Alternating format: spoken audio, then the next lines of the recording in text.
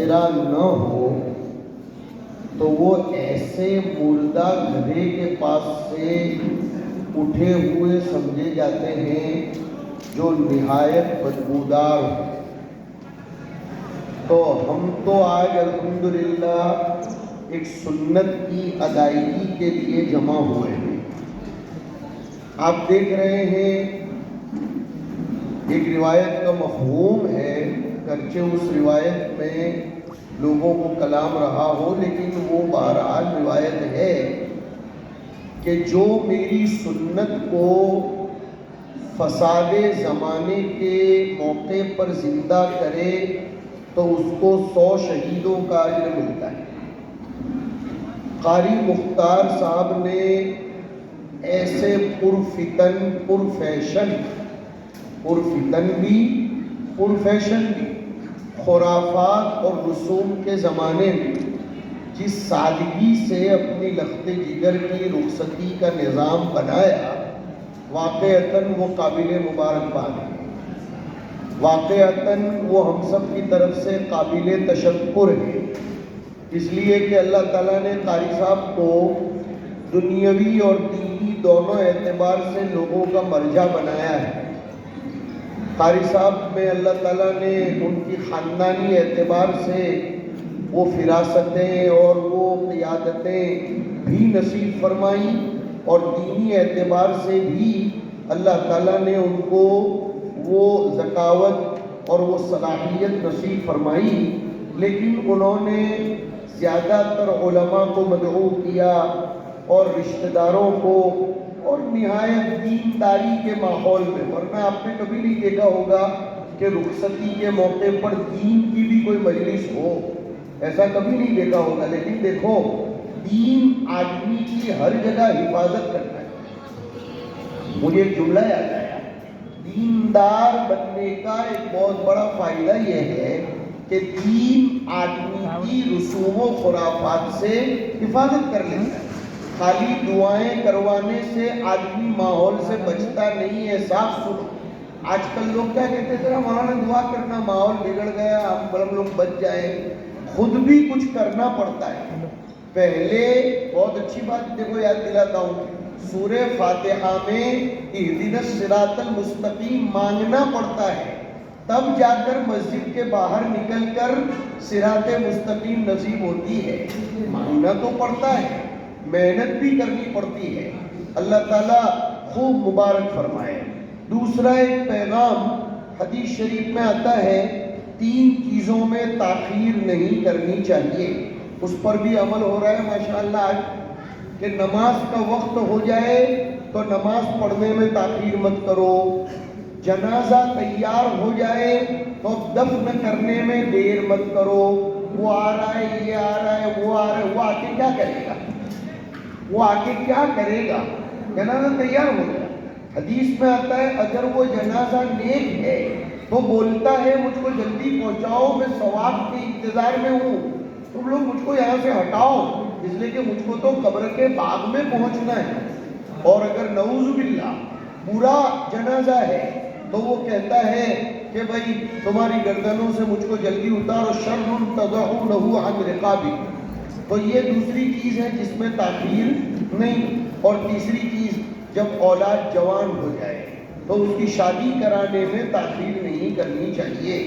خواہ مخواہ لمبی لمبی امیدیں باندھنا، حدیث شریف میں آتا ہے جب رشتہ کسی مناسب جگہ سے آ جائے، رشتہ کسی مناسب جگہ، کیسی مناسب جگہ؟ حدیث میں اس کا معیار بتایا، ممن ترضون دینہ وخلقہ، جس کے دینداری اور جس کے اخلاق پر آپ کو اعتماد ہو تو فوراً اس کا رشتہ قبول کر کے شادی کروا دینی چاہیے۔ ہو سکتا ہے کبھی آپ نے سوچا نہ ہو، اتنی بلند پرواز ہو، اور ہو سکتا ہے کبھی آپ نے سوچا نہ ہو، اللہ تعالیٰ اتنا اچھا رشتہ نصیب فرما دیتے ہیں۔ اور ایک اچھا رشتہ ٹھکرانے سے نقصان ہوتا ہے۔ قرآن کریم کی آیت وہاں بھی ہے، دیکھو سنو، ایک آیت وہاں بھی لگتی ہے۔ اچھے رشتوں پر عام طور پر لوگ اس آیت کو چسپاں نہیں کرتے، خالی مال پر ہی آیت मुझे कारी साहब के इस प्रोग्राम की बरकत से वो आयत आज मुंतकिल करने की तरफ जहन गया कि लइन शकरतुम लअज़ीदन्नकुम। यहाँ मफ़ूल बिही का तज़किरा ही नहीं है। पता चला अच्छे रिश्तों की कदर करोगे तो अल्लाह आगे भी अच्छे रिश्ते नसीब फरमाएगा, और अगर नाकदरी करोगे तो फिर खुदा की तरफ से हालात आते हैं। लिहाजा अपनी औलाद की अच्छी तरबियत की फिक्र करो। खास तौर पर जिन लोगों को अल्लाह ने बच्चियां दी हैं उनको तो डबल सवाब मिलता है भाई। हाँ, इसलिए कि आपकी बच्ची आपका नाम तो रोशन करेगी, लेकिन जहाँ बियाह कर जाती है उनके घर को भी रोशन करेगी, और उनकी गोद से जो नस्ल परवान चढ़ेगी वो तो कितनी तरक्की करेगी। पता चला हमारे बड़े जो फरमाते हैं, फर्द पढ़ा तब जब मर्द पढ़ा, मर्द पढ़ा फर्द पढ़ा, औरत पढ़ी समाज पढ़ा। मर्द ने पढ़ा तो एक फर्द ने पढ़ा, लेकिन औरत पढ़ी समाज पढ़ा। लिहाजा जो हमारी ख़वातीन बयान सुन रही हैं उन औरतों से भी हम ये ताकीद करेंगे कि बच्चियों को खाली किचन के मामले में होशियार मत बनाओ, बल्कि उन्हें खानदान कैसे चलाना चाहिए, बच्चों की तरबियत कैसे करनी चाहिए। बड़ी प्यारी बात याद आ गई, देखो और बरकत से मुल्ला अली कारी रहमतुल्लाह अलैह नाम के बहुत बड़े फिलोसोफर गुजरे हैं।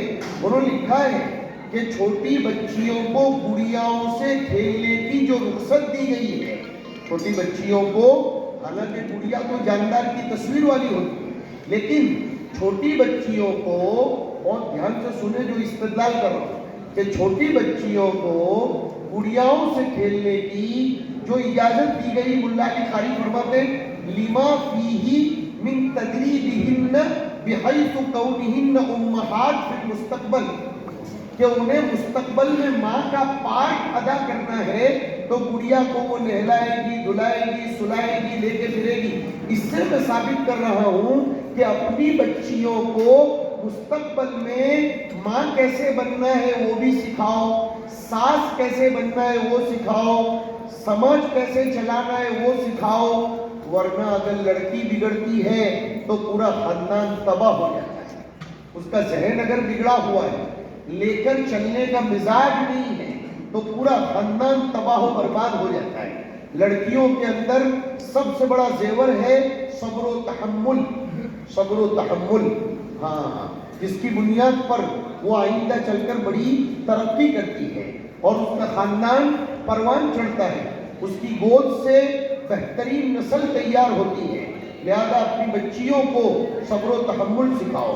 हुजूर से बड़े कोई पाकीज़ा, दूरंदेश, विरासतमंद, और हुजूर के बोल पर पूरे मदीने के लोग अपना पिता, कलेजा सब कुछ कुर्बान कर देते। लेकिन हुजूर की बेटी की तरबियत कैसी हुई, वो झाड़ू भी लगाती थी, पोछा भी लगाती थी, चक्की भी पीसती थी, रोटी भी पकाती थी, तब जाकर आज उसके बारे में क्या कहा गया, सय्यदतु निसाई अहलिल जन्नति रज़ियल्लाहु ताला अन्हा। लिहाजा कितने बड़े घराने में आपकी बच्ची परवान चढ़ रही हो, हाँ, ख़वातीन को खास कह रहा हूँ कि आप कितने मालदार क्यों न हो, आपके शौहर, आपके हुस्न कितने मालदार क्यों न हो, लेकिन बच्ची को मुजाहदे वाली तबीयत पर ढालिए, जफाकशी वाली तबीयत पर ढालिए, रूखी सूखी जिंदगी पर तहम्मुल करने वाली तबीयत पर ढालिए, उसको सब्र व तहम्मुल की तबीयत पर ढालिए। इसलिए कि मअल उस्र जब युस्र मिलता है तो फिर रब की रजामंदी नसीब होती है।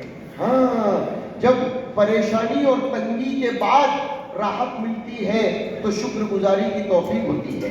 हमें बहुत खुशी है कि हमारी पोती अयमन आज ब्याह कर औरंगाबाद जा रही है। हम समझते हैं कि उसको रुखसत करने के मौके पर खुद उसके दिल पर, उसके माँ बाप के दिल पर, और वो जिस घराने में परवान चढ़ी उसके भाई बहनों, उसके दादा दादी, नाना नानी के दिल पर क्या गुजरती है, वो मैं अभी अपने बच्चों के साथ बैठकर कह रहा था, वो तो बच्ची का बाप ही समझ सकता है। इसलिए कि देखो, ये गवर्नमेंट ने भी एक लफ्ज दिया शादी के मौके पर, कन्यादान। बाप का इससे बढ़कर क्या एहसान हो सकता है कि वो अपनी बच्ची किसी के हवाले करता है। بچی حوالے کرنا یہ کوئی آسان کام نہیں ہے میرے بھائیوں، اس لیے جن کے گھروں میں دوسروں کی بچیاں بیاہ کر آئی ہیں وہ ان بہوؤں کے ساتھ بیٹی جیسا سلوک کریں اور ان کی بد دعائیں کبھی بھی نہ لیں، ان کو خوش رکھیں۔ ہم اپنی پوتی کو، اس کے والدین کو اور ان کے پورے رشتہ داروں کو تہہ دل سے بہت زیادہ مبارکباد پیش کرتے ہیں، ان کے بہترین اور تابناک روشن مستقبل کی نیک تمنائیں پیش کرتے ہیں، دعا کرتے ہیں اللہ تعالیٰ اس بیٹی کی برکت سے سسرال کے گھر کو مزید تر و تازگی نصیب فرمائے، سرسبز و شاداب فرمائے، لہلہاتا ہوا رکھے، پھلتا پھولتا رکھے، اس لیے کہ بہو کا قدم یہ برکتیں لے کر آتا ہے۔ حدیث شریف میں اور قرآن کریم میں اگر ہم نظر دوڑاتے ہیں تو کچھ اعمال ایسے ہیں جن کی وجہ سے غنیٰ نصیب ہوتا ہے، آدمی مالدار بنتا ہے، اس میں ایک ہے نکاح، وہ آیت ہے ان یکونوا فقراء یغنیہم اللہ من فضلہ۔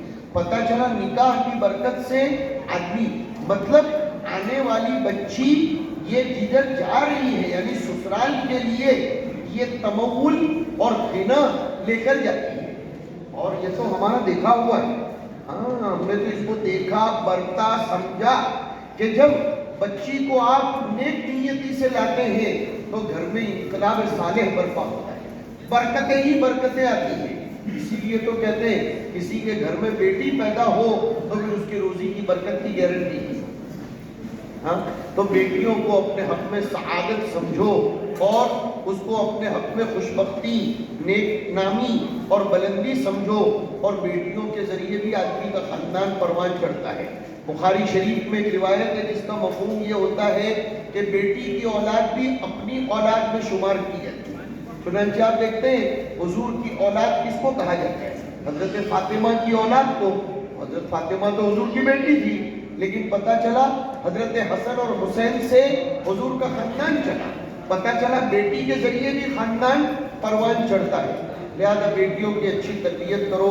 میں پھر دوبارہ مبارکباد پیش کرتا ہوں تمام گھرانے کے لوگوں کو اور بہت زیادہ دعا کرتا ہوں، اور آپ سب کے لیے بھی دعا گو ہوں کہ حق تعالی شانہ آپ سب کو اپنی اولاد کی خوشخبریاں سنائے، ان کی خوش زندگی آپ کو دکھائے، اور ہم میں سے ہر ایک کو اللہ تعالیٰ اپنی مرضیات پر چلائے۔ انہی چند کلمات پر ہم اکتفا کرتے ہیں اور ذرا اجتماعی دعا کر لیتے ہیں تاکہ ہماری بیٹی کی زندگی آگے خوشگوار رہے۔ اللہم صلی علی سیدنا و مولانا محمد وعلی آل سیدنا محمد وبارک وسلم۔ اے اللہ اس ہونے والی رخصتی کو بے انتہا قبول فرما، مستجاب فرما، برکت والی بنا۔ ہماری رخصت ہونے والی بیٹی کی زندگی کو اے اللہ خوب خوب لہلہاتی ہوئی، سبزہ زار اور سرسبز و شاداب خوشحالی والی بنا۔ اے اللہ سسرال میں جا کر یہ سسرال کے نام کو بھی روشن کرے اور اپنے والدین کے بھی نام کو روشن کرے، ایسے فیصلے فرما۔ اے اللہ ہم سب کو صبر و ضبط نصیب فرما، ہماری اولاد کی صحیح تربیت کرنے کی توفیق نصیب فرما، اس سنت کے مطابق ہونے والی رخصتی کو بے انتہا اپنی بارگاہ میں مقبول فرما، رسوم و خرافات سے ہماری بھرپور حفاظت فرما، اپنی بارگاہ کا مقبول بندہ بنا، مستجاب بندہ بنا۔ اے اللہ کھانے میں برکتیں نصیب فرما، آنے والوں میں برکتیں نصیب فرما، ہم سب کی زندگیوں میں برکتیں نصیب فرما، میاں بیوی میں خوب محبت مودت پیدا فرما، خوب محبت مودت پیدا فرما۔ اے اللہ خوب محبت مودت پیدا فرما، خاندانوں میں آپس میں رشتہ داریوں میں برکتیں نصیب فرما، بیماروں کو صحت نصیب فرما، تندرستوں کو اپنی تندرستی کی قدردانی نصیب فرما۔ ہماری دعاؤں کو محض اپنے فضل و کرم سے حضور پاک صلی اللہ علیہ وسلم کے صدقے طفیل قبول فرما۔ ربنا هب لنا من ازواجنا وذرياتنا قرة اعين واجعلنا للمتقين اماما، وصلى الله على النبي الكريم وعلى آله واصحابه اجمعين برحمتك يا ارحم الراحمين۔